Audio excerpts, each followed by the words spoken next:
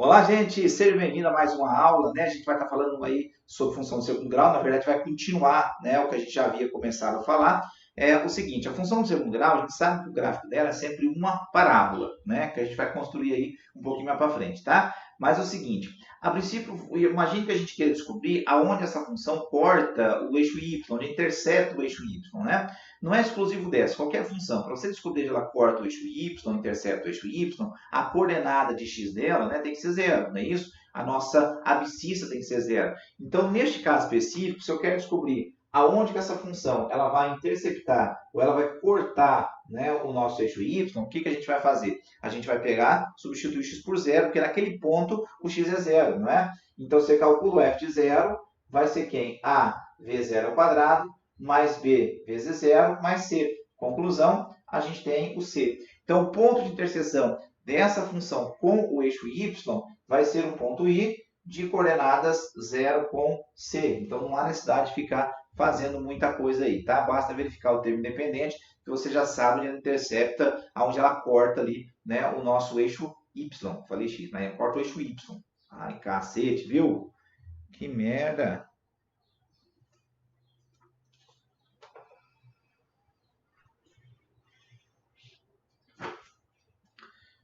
Olá, pessoal, seja bem-vindo a mais uma aula aí, né? A gente vai estar falando um pouquinho sobre as funções de segundo grau, na verdade, a gente vai estar continuando aí, né, o que a gente está falando.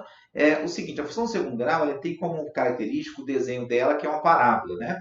Essa parábola aí, em algum momento, ela vai interceptar o nosso eixo y, ela vai cortar o eixo y. Não é característica dessa função exclusivamente, tá? Mas de todas as funções. Para descobrir onde corta o eixo y, a gente consegue reparar que a coordenada, né, é o ponto ali cuja parte do x é zero, não é? Então, isso que a gente tem como sendo onde corta o eixo y. Então, para a gente descobrir aonde que ela intercepta o nosso eixo y, o que a gente faz? A gente vai simplesmente pegar a função, não só essa, como eu disse, qualquer função é o mesmo processo, né, e trocar o x por zero. Então, a gente vai calcular o f de zero. A hora que calcular f de zero, você vai ter a vezes zero ao quadrado mais b vezes zero somado com c. Automaticamente, o que vai aparecer para a gente? Você vai ter a vezes zero, zero, b vezes zero, zero, vai sobrar c. Tudo bem? Então, vai sobrar o czinho.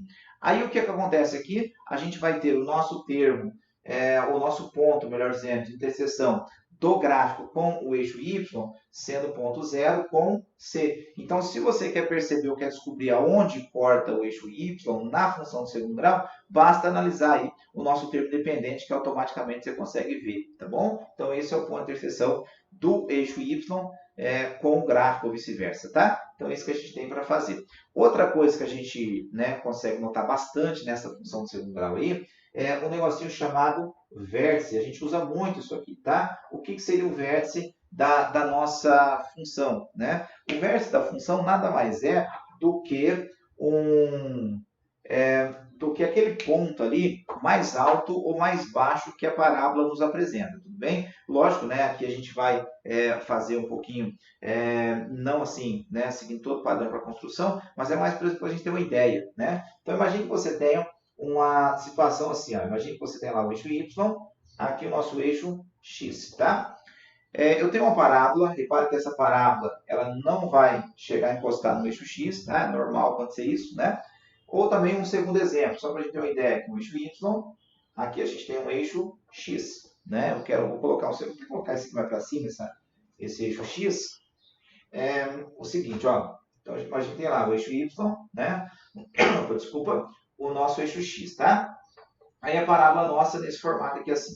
Tudo bem? Você tem duas situações de duas funções aqui, que são funções de segundo grau, né? As duas são parábolas, tá? Uma coisa que é legal a gente perceber aqui é o seguinte, em ambos os casos, você tem esse ponto aqui, que é um ponto extremo, né? Esse pontinho extremo aqui, que é o que a gente chama de vértice, né? Esse aqui, no caso, é o ponto máximo, não é isso? Porque pode ver que é o ponto mais alto que a nossa parábola apresenta, e esse aqui é o ponto mínimo, né? Porque é o ponto mais alto que ele apresenta, tudo bem? As coordenadas desse ponto são chamadas xv e yv, né? O x do vértice e o y do vértice, tá? É a notação que eu vou usar aqui. Então, aqui embaixo a gente vai ter o x do vértice, aqui a gente vai ter o y do vértice, não é? Neste caso, mesmo esqueminha, a gente tem aqui o x do vértice, aqui a gente vai ter o nosso y do vértice, né? São o que a gente tem neste caso, nessa situação específica, tá? Para a gente obter esse ponto, esse vértice aí, a gente usa uma relação que é bem legal, que é o seguinte, ó, o nosso vértice vai ser menos b sobre 2a e menos delta, né, sobre 4a, tá bom? Então, essa aqui é uma relação que a gente consegue utilizar aí para a gente estar definindo, estar descobrindo quem que é o valor desse vértice, ou do ponto, né, que é esse vértice aí, tá? Então, esse aqui seria o nosso vértice, tá? Certo? Aí, gente, ó, o que seria esse menos b sobre 2a? Isso aqui vai ser o nosso x do vértice, e esse menos delta sobre 4a é o nosso y do vértice, que são as relações que a gente tem, tá? Então, isso aqui é importante, essa ideia do vértice, porque através dele a gente acha ponto máximo, ponto mínimo, e a gente usa muitos probleminhas daí, né? Maximizar alguma coisa, minimizar alguma coisa, se recair, né, na situação de segundo grau, a gente sabe que eu estou buscando o vértice aí, né, dependendo da situação específica, lógico, que aparecer para a gente, tá? Então, beleza. Então, é o seguinte, neste caso aqui, por exemplo, como é que a gente vai obter a imagem, que é bem comum também de falar de imagem, né? A imagem nada mais é do que a projeção do gráfico no eixo Y. Então, se isso aqui é meu desenho, ó, daqui para cima seria a minha imagem, não é? Que é a projeção no eixo Y, tá? Ó, só reforçando, a hora que eu coloquei cortar o eixo Y é aqui, ó. Isso aqui é o termo dependente, tá vendo? Então, esse aqui é o Czinho da minha função, ó. Esse ponto aqui, ó, é o C que a função apresenta, tá bom? Tá, mas vamos para a imagem. No caso da imagem, é a projeção no eixo Y. Nessa situação, seria desse ponto para cima, porque o Y do vértice é o valor mínimo, não é? Então, a gente pode colocar que a imagem da função seria um Y que pertence aos reais, tal que esse Y é maior ou igual a Y do vértice, porque Y do vértice é o ponto mais baixo ali que a gente tem, não é? Aqui, mesma coisa. Então, a imagem da função, só a mesma coisa assim, entre aspas, né? A diferença desse aqui para o anterior é que você tem Y do vértice aqui, é desse ponto para baixo, não é?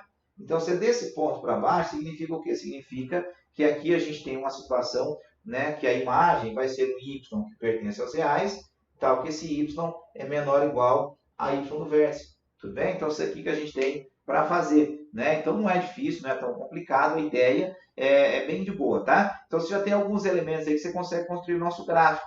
Você já sabe achar as raízes da função, já sabe descobrir onde ela corta o eixo Y, já sabe o vértice. Então, basicamente, tudo que eu preciso aí para a construção do nosso desenho, tá bom? Certo? Então tá. Gente, grande abraço aí, estudem bastante, até a próxima, tá? Tchau, tchau.